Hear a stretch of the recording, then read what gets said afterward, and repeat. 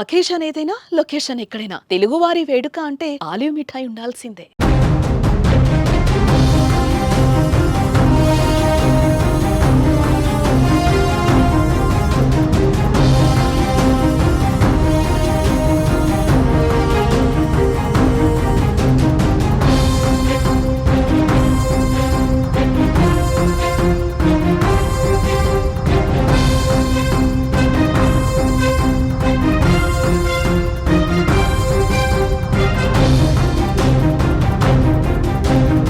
ప్రజల్ని గాలికి వదిలేసిన పాకిస్తాన్ ఉగ్రవాదులను కాపాడటం మొదలుపెట్టింది.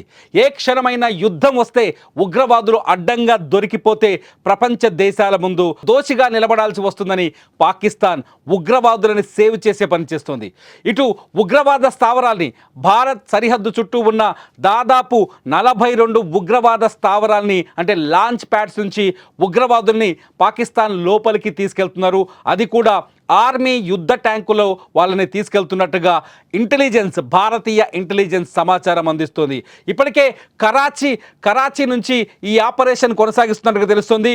భారత సరిహద్దు చుట్టూ ఉన్న ఖేల్, పార్దీ, దుద్నియల్, ఆత్ముఖం, జురా, లిఫా, పచ్చిమన్, కహూటా, కోటా, కయూరట్టన్, మంధార్, నిఖైల్, చమన్కోట్, జన్కోట్ ఏరియాల నుంచి అనేక మంది ఉగ్రవాదుల్ని దాదాపు 200 మంది ఉగ్రవాదుల్ని ఇక్కడి నుంచి తరలించినట్టుగా తెలుస్తోంది. అంతేకాదు లష్కరే తోయిబా అధినేత హఫీజ్ సయీద్ను కూడా ఐఎస్ఐ యొక్క సేఫెస్ట్ ప్లేస్లో దాచిపెట్టడం తెలుస్తోంది.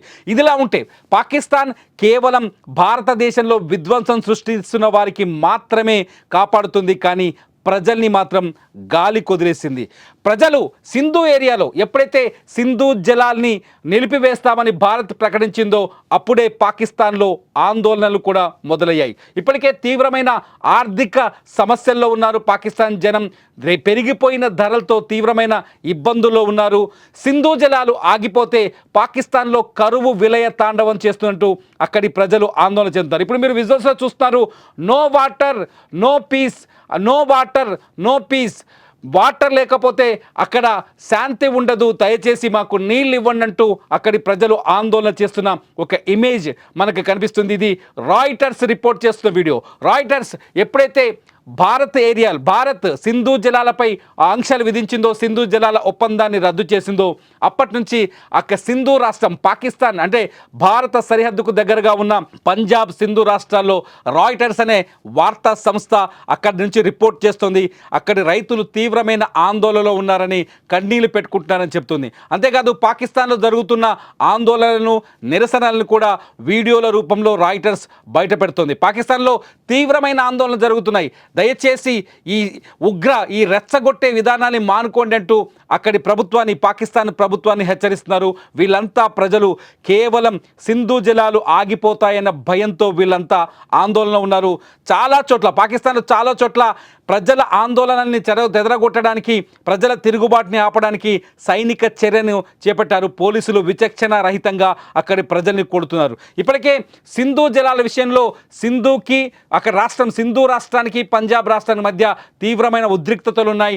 పంజాబ్లో దాదాపు 3 కోట్ల ఎకరాలకు సింధు జలాలు అందుతున్నాయి. సింధు రాష్ట్రానికైతే కేవలం 80 లక్షల ఎకరాల్లో మాత్రమే జలాలు అందుతున్నాయి. దీంతో సింధు ప్రజలు పంజాబ్పై యుద్ధం చేస్తున్నారు. అక్కడే పాకిస్తాన్ పంజాబ్పై యుద్ధం చేస్తున్నారు. పంజాబ్లో నీటిని ఆపుతున్నారని, సింధు జలాలను ఆపేస్తున్నారని యుద్ధం చేస్తున్నారు.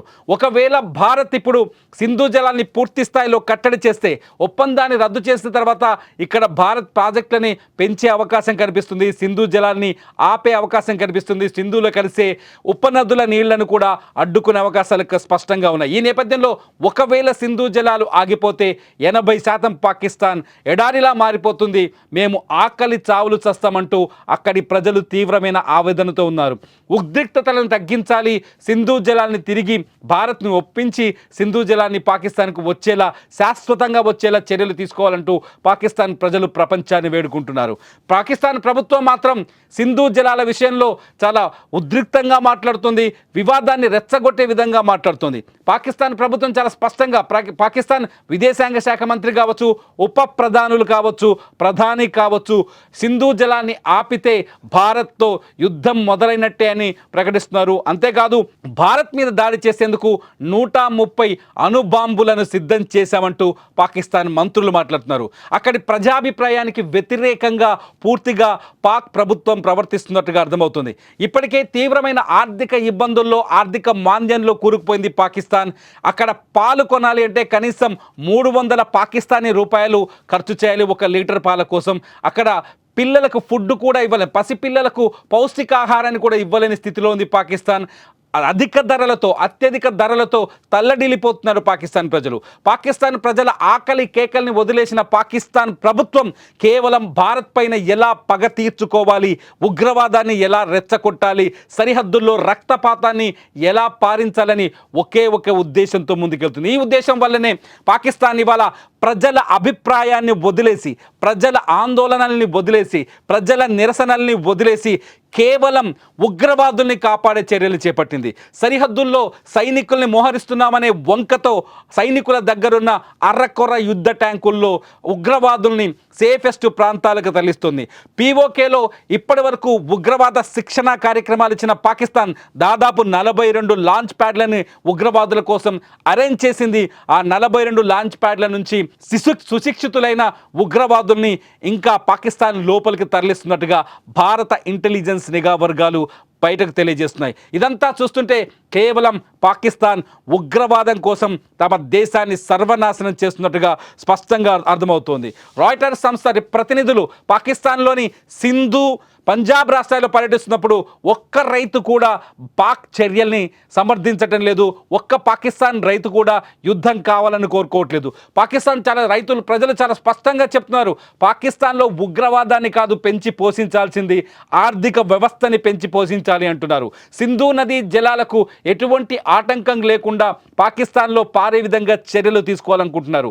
ఏదైతే ప్రపంచ బ్యాంకు భారత్ పాక్ మధ్య 1960లో ఈ ఒప్పందాన్ని కుదిర్చిందో ఆ ప్రపంచ బ్యాంకు పాకిస్తాన్కి బుద్ధి చెప్పి సింధు నదీ జలాల్ని యథావిధిగా కొనసాగే విధంగా చర్యలు తీసుకోవాలని వేడుకుంటున్నారు. చాలామంది పాకిస్తాన్లో ఉన్న ఆర్థికవేత్తలు కావచ్చు, పాకిస్తాన్లో ఉన్న లెక్చరర్స్ కావచ్చు, మేధావులతో కావచ్చు, రాయిటర్స్ మాట్లాడుతున్నప్పుడు వాళ్ళు చాలా స్పష్టంగా చెప్తున్నారు, ఒకవేళ సింధు జలాలు ఆగిపోతే పాకిస్తాన్ మెడకి ఉరి బిగించినట్టే, ఒకవేళ సింధు జలాలు రాకపోతే పాకిస్తాన్ ఎడారి కావడం ఖాయమని చెప్తున్నారు. ఇప్పటికే వర్షాలు లేక పాకిస్తాన్లో అనేక ప్రాంతాల్లో ప్రజలు తీవ్రమైన ఇబ్బందులు ఉన్నారు. వర్షాలు రాక అనేక రైతులు తీవ్రమైన కష్టాల్లో ఉన్నారు. పాకిస్తాన్ జీడిపిలో దాదాపు 20% వాటా వ్యవసాయానిదే. అక్కడ పండే గోధుమ, చెరుకు, పత్తి విదేశాలకు ఎక్స్పోర్ట్ చేసే క్వాలిటీతో ఉంటుంది. ఈ నేపథ్యంలో రైతులు మేము తీవ్రంగా దెబ్బతింటామనే ఆందోళనలో ఉన్నారు.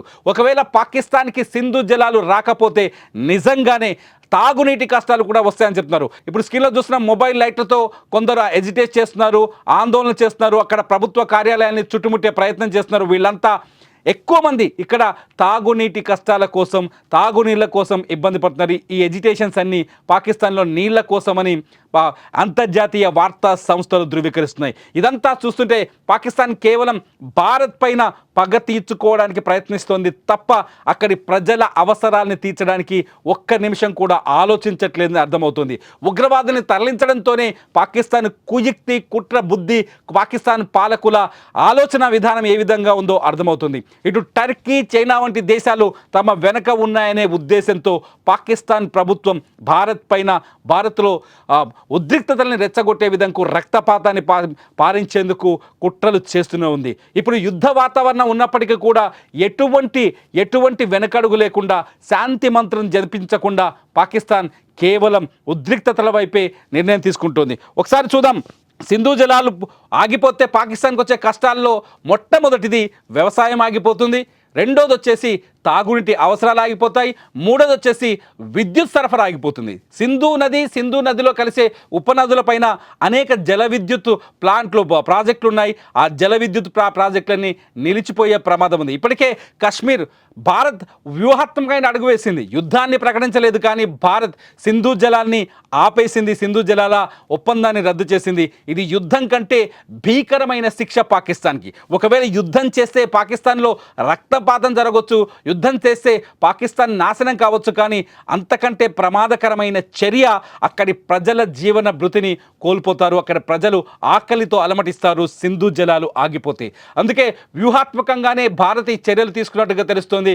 సింధు జలాన్ని నిలిపిజేయటం వల్ల పాకిస్తాన్కు కొంతలో కొంతైన బుద్ధొస్తుందని, కనీసం భారత్ని వేడుకుంటుందని. కానీ భారత్ చాలా స్పష్టంగా ఉంది. సీమాంతర ఉగ్రవాదం పైన పాకిస్తాన్ ఒక స్పష్టమైన వైఖరిని ప్రకటించే వరకు సింధు జలాల విషయంలో ఎటువంటి నిర్ణయం తీసుకోదు అంటూ కొందరు విశ్లేషకులు చెబుతున్నారు. ఇటు డిఫెన్స్ విశ్లేషకులు మాత్రం ఏ క్షణమైనా భారత్ పాకిస్తాన్ మధ్య యుద్ధం రావచ్చని చెబుతున్నారు. ఇదంతా చూస్తుంటే ఈ ఉద్రిక్త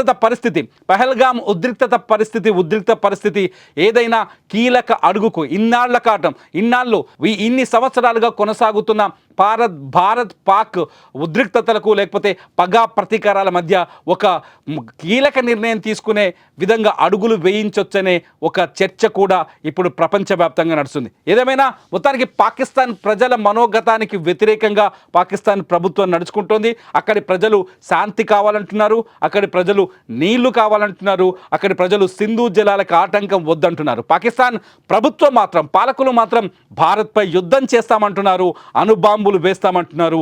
ఉగ్రవాదుల్ని భారత్ పాకిస్తాన్ బార్డర్ చుట్టూన్న ఉగ్రవాదుల్ని ఇతర ప్రాంతాలకు, సురక్షిత ప్రాంతాలకు తరలిస్తున్నారు. ఈ తరలింపు వెనుక ఒక 2 వ్యూహాలు కనిపిస్తున్నాయి పాకిస్తాన్వి. మొట్టమొదటిది, ఉగ్రవాదం తమ దగ్గరుందని ప్రపంచం ముందు దోషిగా నిలబడాల్సి వస్తుందనేది ఒక ఉద్దేశం అయితే, రెండోది వచ్చేసి ఉగ్రవాదుల్ని కాపాడుకోకపోతే భారత్ పైన పగ తీర్చుకోలేమనేది రెండో ఉద్దేశంగా తెలుస్తుంది. ఏది ఏమైనా భారత్ పాకిస్తాన్ మధ్య చెలరేగుతున్న ఈ ఉద్రిక్తతల నేపథ్యంలో పాకిస్తాన్ని ప్రజల్ని గాలికి వదిలేయటం, ఉగ్రవాదుని కాపాడుకోవడం అనేది ఇప్పుడు ప్రపంచం కళ్ళ ముందు కనిపిస్తోంది. అక్కడ అంతర్జాతీయ వార్తా సంస్థలు చేస్తున్న విశ్లేషణలో, చేస్తున్న రిపోర్టింగ్లో ఈ విషయాలు బట్టబయలవుతున్నాయి. ఈ పాకిస్తాన్ తీరు పైన మీరేమనుకుంటున్నారు? పాకిస్తాన్ ప్రజలు కోరుకున్నట్టుగా అక్కడ శాంతి కావాలా, లేదంటే యుద్ధం కావాలా? పాకిస్తాన్కి ఏం కావాలని మీరు కోరుకుంటున్నారు? భారత్ ఎటువంటి చర్యలు తీసుకుంటే బాగుంటుందని మీరు కోరుకుంటున్నారు? ఈ వీడియో కింద కామెంట్ చేయండి. చూస్తూనే ఉండండి సుమన్ టీవీ.